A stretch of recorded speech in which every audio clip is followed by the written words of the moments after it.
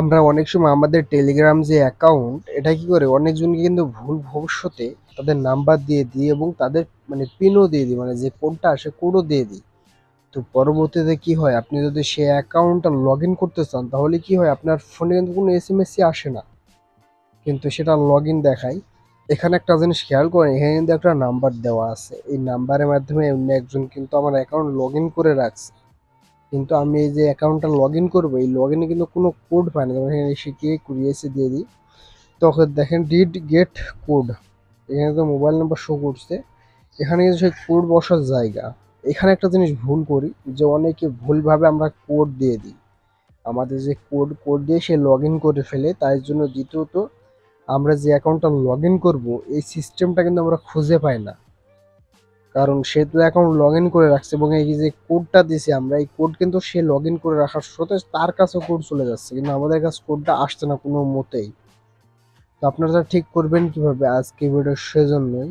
আপনি যদি আমার চ্যানেলে নতুন হয়ে থাকেন অবশ্যই সাবস্ক্রাইবটা করে দিবেন এবং পাঁচটা বেল আইকনটি অল করে দিবেন পরবর্তী ভিডিওর জন্য।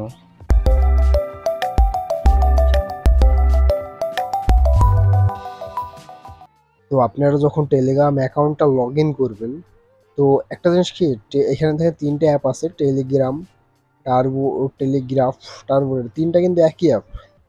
অ্যাপ দেখতে আলাদা, সিটিং একটু আলাদা, কিন্তু তিনটে কিন্তু একই কাজ করে। তো ওটা কোনো ব্যাপার না, আপনি যেহেতু টেলিগ্রাম দেখাবো তো টেলিগ্রামে চলে আসবেন আপনারা। তো এখানে একটা জিনিস খেয়াল করেন, আপনাদের কাছে কিন্তু এরকম সিটি দেখাবে এবং ফোন নম্বর চাবে। তো এখানে আপনাকে কান্ট্রিতে চলে আসবেন এবং আপনি যে দেশে থাকেন, আমি যেমন বাংলাদেশে আছি, তাই এখানে কিন্তু বাংলাদেশটা সিলেক্ট করতে হবে। আপনি যদি বাইরে কোনো দেশ থাকেন সে দেশের পতাকাটা সিলেক্ট করবেন, সেই দেশের নাম সিলেক্ট করলে হয়ে যাবে। এবং এখানে দেখেন, একটা জিনিস খেয়াল করেন যে 8801, এটা কিন্তু প্রতিটা বাংলাদেশের নাম্বারের প্রথম।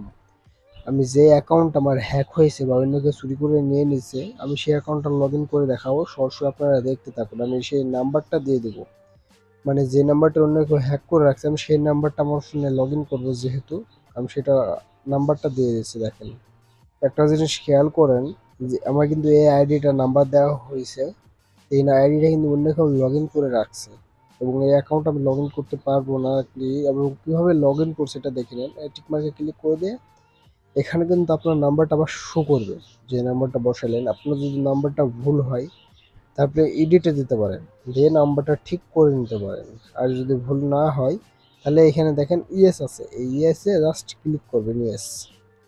তো দেখেন এখানে দেখেন ডিড গেট দিস কোড, আপনার যে কোডটা আছে, এই যে অ্যাকাউন্ট লগ ইন করা আছে যার কাছে, তার কাছে কিন্তু কোডটা চলে গেছে। তো আপনি তো কোড ছাড়া কখনো লগ ইন করতে পারবেন না। এবার এখানে আসি একটা সিস্টেমে আপনি লগ ইন করতে পারেন, সেটা হলো, যেহেতু আমার কাছে তো কোড আসছে না কিন্তু সিম তো আমার কাছে আছে, তাই না? এবং আমি যদি সিম এসএমএস নিই তাহলে কিন্তু আমার অ্যাকাউন্টটা লগ ইন করতে পারবো খুবই সহজে। এটা করতে হলে ডিড গেট দিস কোড এটাই ক্লিক করতে হবে সরাসরি। এটাই ক্লিক করলে আপনার এই কোডটা কিন্তু অটোমেটিক এখানে বসে গেল এবং দেখেন আমার অ্যাকাউন্টে কিন্তু আমি চলে আসতে পারলাম খুব সহজে। দেখেন আমার কিন্তু অ্যাকাউন্টে আমি সরাসরি চলে আসলাম। একটা জিনিস খেয়াল করবেন, আপনার যখন কোড আসবে তখন ডুন কোড ওখানে ক্লিক করার সঙ্গে সঙ্গে যে আপনার যে কোডটা আছে সেই কোডটা কিন্তু অটোমেটিক চলে আসবে এবং আপনার সিমে চলে আসবে। সিমে চলে আসার পরে এটা কিন্তু আপনার অ্যাকাউন্ট লগ ইন হয়ে যাবে। তো আশা করি বুঝতে পারছেন। তো আজকে ভিডিও পর্যন্ত রাখলাম, দেখা হবে পরবর্তী নতুন কোনো ভিডিওতে।